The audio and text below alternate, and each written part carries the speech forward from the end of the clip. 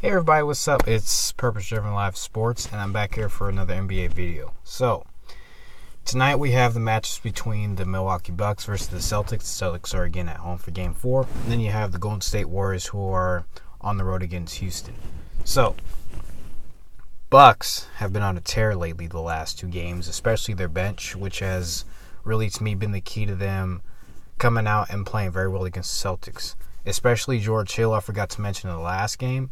He was the guy who had 21 points off the bench and was a guy playing excellent defense on Kyrie. The reason why Kyrie had 26, like I said in the last video, was because he shot 11 of 12 from the free throw line. So that means he wasn't as efficient from the field as he usually is. So when Kyrie's efficient from the field, but he's shooting about maybe 6 free throws a game, to me that's when he's at his best, because he takes a lot of mid-range shots, which are. He's kind of like Kevin Durant in that area where he doesn't take a lot of threes. He's more efficient when he takes a lot of twos, and I think that helps him. So he's really got to get back to being efficient and finishing at the rim. Excuse me. And then Al Horford, to me, he just has to. Him and Kyrie have to do that pick and pop game where he's just popping out after a screen and roll, and then just making his shots.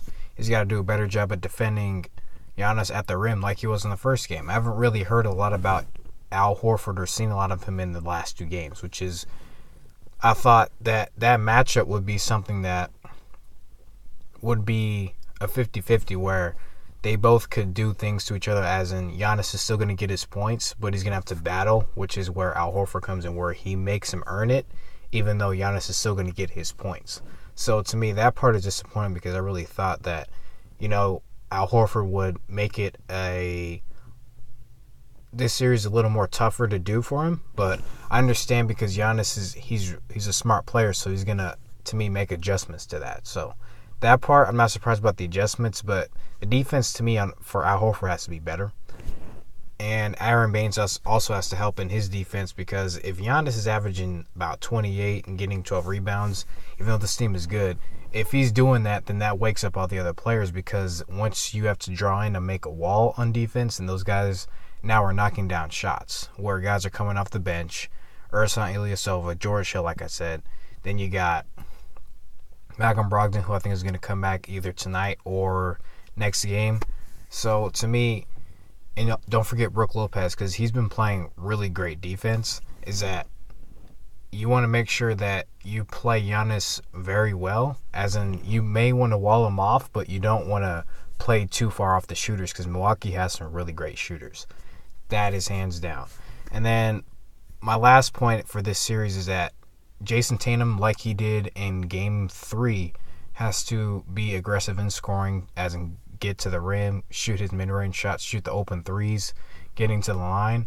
He's such a great young player, and he's such a good young scorer that if he's doing that, to me, he's doing his team a service, because a lot of nights Kyrie's probably not going to be as efficient because Eric Bledsoe and George Hill are doing a great job on just defending him the right way and making sure that he's not getting easy baskets. So to me, this guy, Jason Tatum, has to be the guy that helps out Kyrie and helps out the Celtics. And then don't forget, Chris Middleton has had a great series so far. To me, he's going to continue to do what he's doing because there's not a guy who's really guarding him too well. And him getting 29 points and 7 threes in the second game, and I think he did something similar in the third game, he's just been very efficient. That's going to help out the Milwaukee Bucks in the series. But I expect Kyrie and Jason Tatum to really kind of make sure that they don't let the game get too far away from them in Game 4 tonight. So watch out for that. And lastly, Rockets Warriors. So last game was also very entertaining. It went into overtime. We had 2 great overtime games this weekend. For the Rockets, they have to continue doing what they're doing, which is they out-rebounded the Golden State Warriors by 20-plus rebounds. That's going to be a huge key for them in determining how this series continues to go, because I think the fact that Golden State still lost by 5 and was out-rebounded, there's still problems with the Rockets, which is Kevin Durant had over 40 points again. And the fact that he's so efficient that he doesn't have to take a lot of shots to get his 40, and he's getting to the free throw line. He's making his threes. He was, to me, the single-handed reason why in the third quarter that Golden State didn't get blown off the floor. Because Steph Curry, he's not shooting very well right now. He's in a slump. Klay Thompson, even though he's making his shots, he's not as aggressive and he's not shooting well either. All you really have is Kevin Durant. Then you got Draymond, who's averaging a triple-double in this series. Then you have Andre Iguodala, who's making sure he's making shots when it counts. So that's not supposed to be your big three, though. It's supposed to be Steph, Klay, and Kevin Durant. And Draymond's supposed to be your utility guy who just does everything else. If Draymond is scoring a lot more points, while it does help the team because it means that they have to guard him, you want to make sure that Steph and Klay are also getting their shots up. And one thing I wanted to mention is that because Kevin Durant has been on the scoring tear, you want to get him the ball a lot more just because he's very efficient. That takes away a lot of shots from Steph Curry and Klay because then they're not as engaged. And because one thing that I do know and that I've talked about is that Houston loves to switch everything. Golden State's got to take more advantage of that. And you see Andre Iguodala's back cutting, which takes great advantage of it.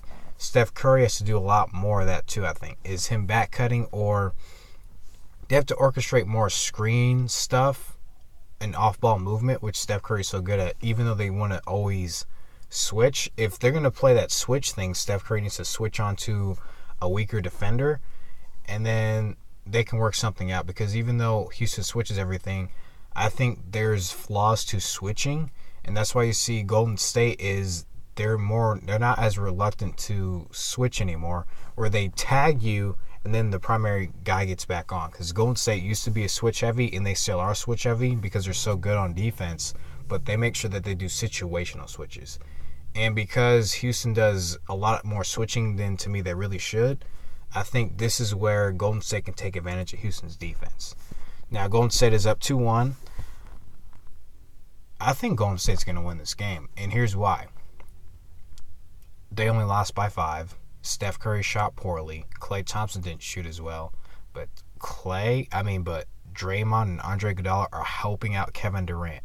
And then if you get Stephen Curry and you get Klay going in this game, but you still have those guys, the Hamptons 5, and even if Kevin Durant still had about 30, but Steph had 25 and Klay has about, 21, you get Draymond with his triple-double, you get Andre Iguodala with his 12 points.